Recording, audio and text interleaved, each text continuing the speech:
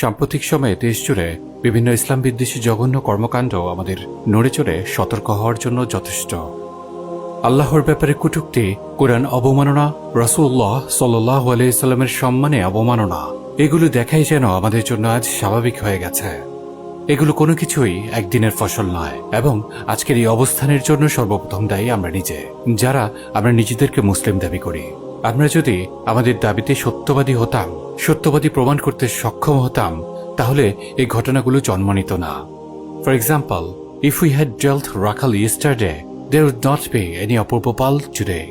আজ আমরা যা দেখছি তা আমাদের গতকালের হাতের কামাই। বিগত হাসিনার আমলে বাংলাদেশ নিঃসন্দেহে সবচেয়ে ভয়ঙ্কর ইসলাম বিদ্বেষ দেখেছে। হাসিনা রেজিমের অন্যতম মৌলিক চালিকা শক্তি ছিল ইসলাম বিদ্বেষ। শুধু তাই নয়, প্রত্যেক ফ্যাসিস্টের জন্য শত্রু প্রয়োজন, যে শত্রুকে দেখিয়ে তাকে দমন পীড়ন করে ফ্যাসিস্ট তার জুলুমের বৈধতা তৈরি করে। হাসিনার এই শত্রু ছিল ইসলাম। হাসিনা আওয়ামী লীগ ফ্যাসিবাদী আদর্শের এই ইসলাম বিদ্বেষ আকাশ থেকে পড়েনি, বরং ইনহারেন্টলি তারা এটি ভারত থেকে গ্রহণ করেছে। হাসিনা আমলের সুযোগে ভারত কেবলমাত্র একটি শক্তিশালী রাজনৈতিক দলকেই যে ইসলাম বিদ্বেষী আদর্শের মুরিদ বানাতে সক্ষম হয়েছে তা নয়, বরং আরও এক ধাপ অগ্রসর হয়ে বাংলাদেশের অভ্যন্তরে ইসলাম বিদ্বেষী পুরো একটি ডিপ স্টেট তৈরি করেছে। এর প্রধান সেনাপতির ভূমিকায় আছে মিডিয়া, কথিত সুশীল এবং বুদ্ধিজীবী শ্রেণী। নিঃসন্দেহে ভারত সফল হয়েছে, তবে ভারতের এই সফলতার পেছনে অন্যতম এক কারণ আবারও সেই আমরাই। কাগজ কলম থাকলে প্লিজ লিখে নিন। আমরা মুখে ইসলাম ইসলাম জিকির তুলেছি ঠিকই, কিন্তু মনে প্রাণে আসলে চেয়েছে, আরে ইসলামের সবকিছু কেমন যেন রসকসহীন, ইসলামে এত এত বাধা নিষেধ, একটু আধুনিক ভার্সন ইসলাম হলে মন্দ হয় না। মনে করবেন না শত্রু আমাদের মতো এত চিল মোডে থাকে। তারা খুব ক্লোজলি আমাদের পর্যবেক্ষণ করেছে, তারা দেখেছে, বুঝেছে। এই কম মুখে যেমন ভালোবাসি বলে, অন্তরে তেমন ধারণ করে না। এই সুযোগে তারা আমাদের সামনে আমাদের ইসলামকেই ভয়ঙ্কর দেখিয়েছে, আর আমরাও তাদের দেওয়ার সুবিধা হাতছাড়া হয়ে যাওয়ার ভয়ে ভয় পেয়েছে। আমাদের সেদিনের ভয় আজকের রাখালদের আর অপূর্বপালদের সাহস জুগিয়েছে। প্রমাণ পেয়েছেন কি? বলছিলাম, নিঃসন্দেহে ভারত সফল হয়েছে, তবে ভারতের এই সফলতার পেছনে অন্যতম এক কারণ আবারও সেই আমরাই। এভাবে দশকের পর দশক ধরে আমাদের এই জমিন ইসলাম বিদ্বেষের উর্বর ক্ষেত্রে পরিণত হয়েছে। এখানে ইসলামের বিরুদ্ধে কথা বললে প্রমোশন হয়, দমন পীড়ন করলে পদক পাওয়া যায়, দাড়ি কেটে মোচ বড় রাখলে ভাতা পাওয়া যায়, স্কলারশিপ মিলে, আরো কত সুবিধা। অপরদিকে ইসলামের জন্য যারাই দাঁড়িয়েছে তাদের দমন করা হয়েছে কঠিনভাবে, আর এর বাইরে যারা ছিল তৃতীয় পক্ষ, তারা দিনের পর দিন পার করেছে দর্শকের ভূমিকায়। এভাবেই এই জমিনে ইসলামের দুশ্মনেরা প্রবল হয়ে উঠেছিল। হাসিনা চলে গেছে, ভারত কিছুটা কৌশলগত পিছু হটেছে, তবে দেশের ভেতর থাকা ইসলামের দুশ্মনেরা এবং সেই ইসলাম বিদ্বেষী ডিপ স্টেট আগের মতোই বহাল তবিয়তে আছে। নতুনভাবে ইসলামের জাগরণ কিছুটা শুরু হয়েছে বটে, তবে ডিপ স্টেটের মোকাবেলায় তা যথেষ্ট নয়। বিগত শত বছরেরও বেশি সময় ধরে আমাদের কঠিন এক সমস্যার নাম আইডেন্টিটি ক্রাইসিস। আমার পরিচয় কি? আমার রুট কি? আমার শিকড় কোথায়? একটি আদর্শের মোকাবেলায় আরেকটি আদর্শই প্রয়োজন হয়। ইসলাম বিদ্বেষী ডিপ স্টেট বা শত্রু যাই বলি না কেন, তাদের একটি আদর্শ আছে, যে আদর্শকে সামনে রেখে তারা পলিসি সাজায়, সামনে বাড়ে, আগ্রাসন চালায়, আমাদের আঘাত করে। মজার ব্যাপার হচ্ছে, আমরা তাদের শত্রু মনে করি, কিন্তু তাদের মোকাবেলায় আমাদের নিজস্ব কোন আদর্শ নেই। আমরা তাদের আদর্শ গ্রহণ করেই তাদের মোকাবেলা করার দিবাস্বপ্ন দেখি। আমরা ড্যাম কনফিডেন্সের সাথে এটুকু গ্রহণ করতে এবং ঘোষণা করতে ব্যর্থ হই যে ঈমান এবং কুফরের এই সংঘর্ষে আমাদের জন্য ইসলাম ব্যতীত আর কোনো পথ নেই।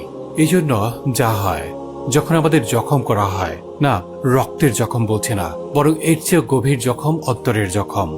যখন আমাদের রাসূল সাল্লাল্লাহু আলাইহি ওয়াসাল্লাম, আমাদের রবের কালাম নিয়ে তারা যা ইচ্ছা তাই করে দেখায়, তখন আমাদের আবার তাদের আদর্শ, তাদের আইন ও বিচারের কাছেই নিজেকে সঁপে দিতে হয়।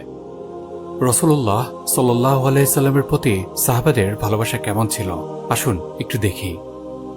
সাহাবাদের মধ্যে আবু বকর রাদিয়াল্লাহু আনহু প্রকাশ্যে মানুষদের আল্লাহর পথে ডাকতেন। মক্কার কাফেররা এই দেখে আবু বকর রাদিয়াল্লাহু আনহুকে মারাত্মক নির্যাতন করে, শক্ত জুতো দিয়ে তার চেহারা ক্ষতবিক্ষত করে ফেলে, নির্যাতন করে তাকে বেহুশ করে ফেলে। আবু বকর রাদিয়াল্লাহু আনহুর জ্ঞান ফিরে আসলে উনার প্রথম কথা ছিল, রাসূলুল্লাহ সাল্লাল্লাহু আলাইহি ওয়াসাল্লাম কেমন আছেন? আল্লাহর কসম, তাকে না দেখা পর্যন্ত আমি কিছুই মুখে দেব না। উহুদের পরে সাহাবীরা ফিরে আসছিলেন মদিনার দিকে। এক মহিলা সাহাবী পথে দাঁড়িয়েছিলেন, আগ্রহ ভরে কাকে যেন খুঁজছেন। উনাকে দেখেই সাহাবীরা খবর দিলেন, তোমার ভাই শহীদ হয়ে গিয়েছে। মহিলা বললেন, ইন্না লিল্লাহি ওয়া ইন্না ইলাইহি রাজিউন। আমার রাসূল কেমন আছেন? তাকে বলা হলো, তোমার পিতাও শহীদ হয়ে গেছেন। মহিলা বললেন, ইন্না লিল্লাহি ওয়া ইন্না ইলাইহি রাজিউন। আমার রাসূল কেমন আছেন? তাকে বলা হলো, ওগো, তোমার স্বামীও আল্লাহর কাছে চলে গেছেন। মহিলা বললেন, ইন্না লিল্লাহি ওয়া ইন্না ইলাইহি রাজিউন। আমার রাসূল কেমন আছেন? সাহাবীগণ অবাক হয়ে বললেন, আল্লাহর রাসূল ভালো আছেন।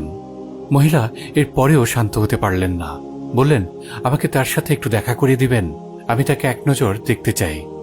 রাসূলুল্লাহ সাল্লাল্লাহু আলাইহি সাল্লামকে দেখার পরে মহিলা সাহাবী বলে উঠলেন, ইয়া রাসূলুল্লাহ, আপনি বেঁচে থাকলে তো সব বিপদই নগণ্য। আচ্ছা, একটু দেখি রাসূলুল্লাহ সাল্লাল্লাহু আলাইহি ওয়াসাল্লাম আমাদের কেমন ভালোবাসতেন।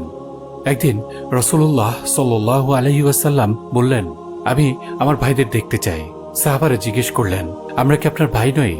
রাসূলুল্লাহ সাল্লাল্লাহু আলাইহি ওয়াসাল্লাম বললেন, তোমরা আমার সাহাবী, কিন্তু আমার ভাই তারা যারা আমাকে না দেখেও আমার উপর ঈমান আনবে।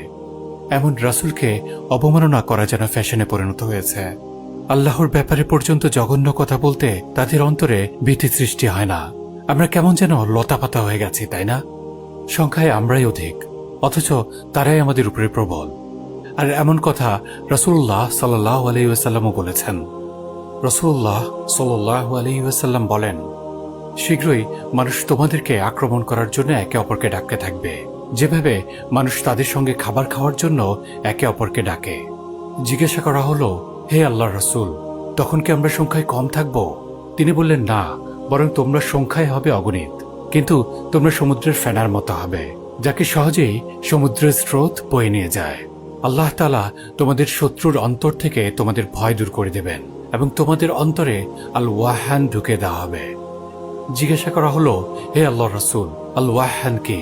রাসূলুল্লাহ সাল্লাল্লাহু আলাইহি সাল্লাম বলেন, আল ওয়াহান হলো দুনিয়ার প্রতি ভালোবাসা এবং মৃত্যুকে অপছন্দ করা।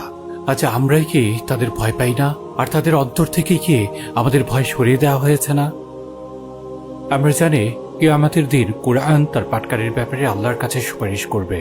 ভেবে দেখুন তো কেমন হবে সেদিন যদি কুরআন আল্লাহর কাছে অভিযোগ দায়ের করে, ও আল্লাহ, তোমার এই বান্দাদের সামনে আমাকে পদদলিত করা হয়েছে।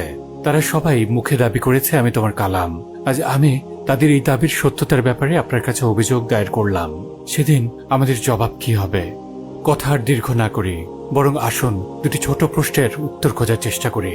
তারা যা পারে তা কেন পারে, আর আমরা যা পারি না তা কেন পারি না?